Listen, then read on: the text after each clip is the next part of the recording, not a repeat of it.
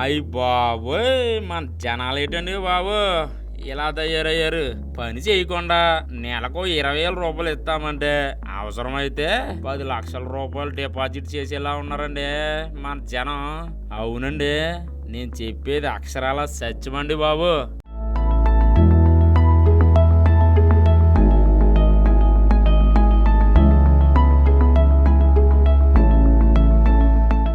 ఇంట్లోనే ఉంటూ సులభంగా డబ్బులు సంపాదించవచ్చనే ఆశే ఆ అమాయక జనాలకు శాపమైందండి బాబు. ఎందుకంటారా? గిన్నెలు శుభ్రం చేసే స్క్రబ్బర్లు లేవు, వాటిని ప్యాకింగ్ చేస్తే చాలంటండి నెలకు వేల రూపాయలు సంపాదించుకోవచ్చని గేలమేశారండి. అంతే, మన జనాలు ఆ సంస్థలో అడిగినంత డిపాజిట్లు కట్టారండి బాబు. మన పేద మధ్య తరగతి ప్రజల దగ్గర నుంచి ఆ కిలాడీ కంపెనీ ఒకటే కాదు, 2 కాదండి, ఏకంగా 30 కోట్ల రూపాయలు వసూలు చేసిందండి బాబు.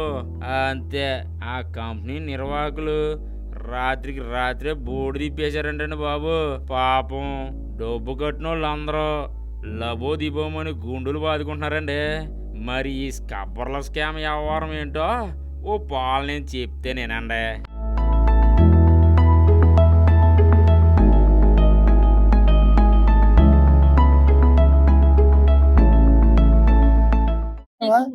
సార్ మాషాల్లా ఎంటర్ప్రైజ్ అని చెప్పేసి ఒక ఇది పెట్టారు సార్. దీంట్లో అందరూ ఒక్కొక్కరికి మినిమం అమౌంట్ 1,30,000 సార్.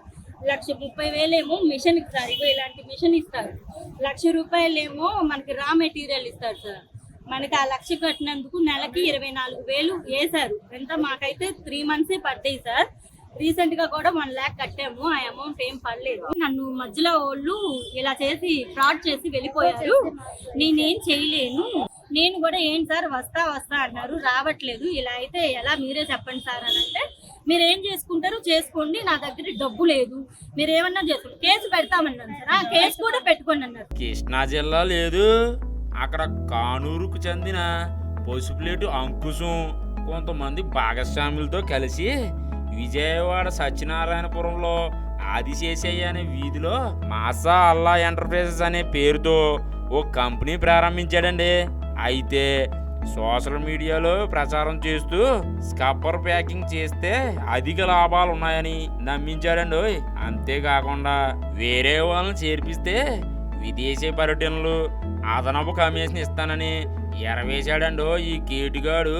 దీంతో సత్యనారాయణపురం, బావాజీపేట, బెంజి సర్కిల్, గన్నవరం, గుడివాడ, అనపత్తి తదితర ప్రాంతాల నుంచి వేలాది మంది ఇందులో పెట్టుబడులు పెట్టారంటండి బాబు.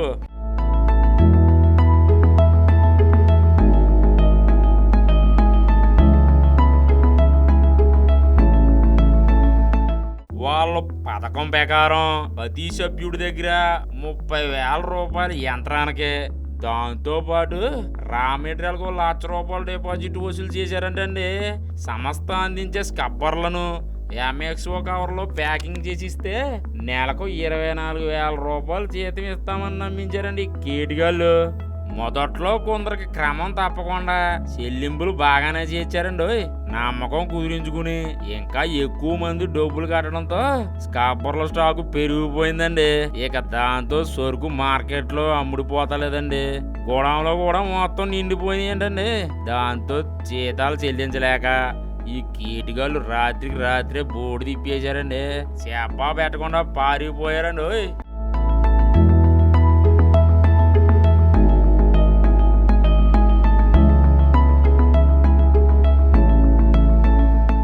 పల్లి అండి, మేము 1,30,000 కట్టాం సార్. మీ అమౌంట్ ఎక్కడికి వెళ్ళదు, మీ 1 year తర్వాత మీ అమౌంట్ మీకే ఇస్తామని చెప్పారు సార్ మాకు. అయితే 3 months అమౌంట్ వచ్చింది, ఇంకా 3 months నుంచి ఇంకా అమౌంట్ మాకు రావట్లేదు సార్. నెల 24 వచ్చింది సార్, ఇంకా నెక్స్ట్ నుంచి రావట్లేదు సార్ అమౌంట్. ఇంకా 1 lakh డిపాజిట్ చేస్తా అన్నారు, కట్టిన అమౌంట్ కూడా లేదు కదా సార్. ఇప్పుడు మేము ప్యాకింగ్ చేసినందుకు వచ్చిన అమౌంటే మాకు ఇచ్చారు, మేము పెట్టిన పెట్టుబడి మాకు రాలేదు. 1,30,000 మాకు పెట్టుబడి పెట్టాం సార్, ఆ అమౌంట్ ఏం మాకు రాలేదు, ఫోన్ లిఫ్ట్ చేయట్లేదు. ఇక మోసపోయామని గ్రహించిన బాధితులందరూ సత్యనారాయణపురం పోలీస్ స్టేషన్కి వెళ్ళారండి. ఇక్కడ గొప్ప చిత్రం ఏంటంటే బాధితుల్లో ప్రభుత్వ ఉద్యోగులు కూడా ఉన్నారండి బాబు. పాపం ఇప్పుడు సర్వం కూలిపోయామని బాధితులు కన్నీరు మున్నీరు అవుతున్నారండి. ఇక పోలీసులు బాధితుల నుండి ఫిర్యాదు తీసుకుని ఎఫ్ఐఆర్ నమోదు చేసుకున్నారండి. కేసు నమోదు కాగానే మన కేటుగాడు అంకుశం పరారులో ఉన్నాడండి.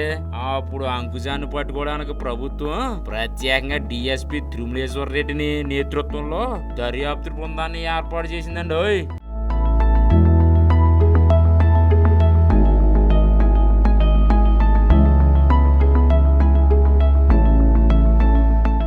ఆ దెబ్బతో ఇక పసుపులేటి అంకుశం ఎన్టీఆర్ జిల్లా కోర్టులో లొంగిపోయాడంటండి. కోర్టు ఆయనకి ఈ నెల 25వ తేదీ వరకు రిమాండ్ విధించిందంటండి.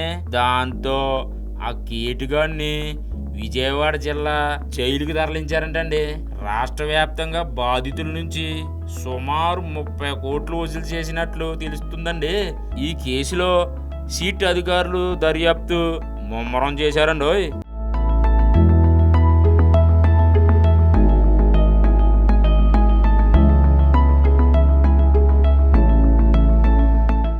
నేను ఒక కస్టమరు ప్లస్ డిస్ట్రిబ్యూటర్ 2 తీసుకున్నాను. నేను మినిమం 5 lakhs దాకా కట్టాను. మా తిరుపతి డిస్ట్రిక్ట్ నుంచి మొత్తం 8 మంది ఉన్నారు. నిన్న నైట్ వరకు మాతో టచ్లోనే ఉన్నారు రాజా సార్ గారు, ఎండి గారు. పసుపులేటి అంకుశం రాజా ఆయన పేరు పూర్తి నేమ్. మినిమం నా దగ్గర 75 మంది కస్టమర్స్ దాకా అమౌంట్ కట్టించాము. ఫోన్పేల ద్వారా కట్టించాము, చేతికి క్యాష్ తెచ్చిచ్చాము, ఇక్కడ తెచ్చిచ్చాము అన్ని. కానీ ఇలా స్కామ్ జరుగుతుందని మాత్రం ఎవరికైతే తెలియదు. ప్రజెంట్కి మేము దాదాపు మా చిత్తూరు జిల్లాదే మొత్తం అనుకున్న 200 మెంబర్స్ ఉన్నారు. కస్టమర్సే 200 మెంబర్స్. ప్రజెంట్ 9:30కి కూడా నేను ఆ సార్తో మాట్లాడాను. ప్రజెంట్ 9:30 బ్యాంక్లో అమౌంట్ లేదు ఐసిఐసిలో. మేము అది చెక్ చేసిన తర్వాత ఇది అనేది లేదనే లోపల అక్కడి నుంచి మేము అనేది బయలుదేరి వచ్చేసి మేము వెళ్ళినప్పుడు నేను కస్టమర్గా జాయిన్ చేసేటప్పుడు ఆయన వచ్చి కోళ్ళ వ్యాపారం. నాకు మహమ్మద్ అనేసి సిగ్నేచర్ పెట్టారు మా డాక్యుమెంట్స్లో. మాకు తీసేసిన విషయం కూడా మాకు డిస్ట్రిబ్యూటర్ తెలీదు. తీసేసిన విషయం అంటే ఈయన పేరు పైకి మొత్తం ఆమె ముస్లిమ్స్, ఆమె ఇది మరి ఇంకా చూపించుకోలేరు కదా. చూపించుకోలేకపోయేసరికి ఈయన అనేది అమౌంట్ అంతా కట్టేసి తీసుకున్నారంట. ఎవరు? రాజా ఎండి గారు.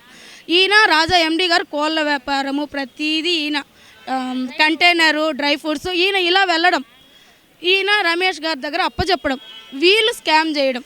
దీనిని బట్టి మనకి ఏం తెలుస్తుందండి? మోసపోయే వాళ్ళు ఉన్నన్ని రోజులు మోసం చేసేవాళ్ళు ఉంటూనే ఉంటారండి.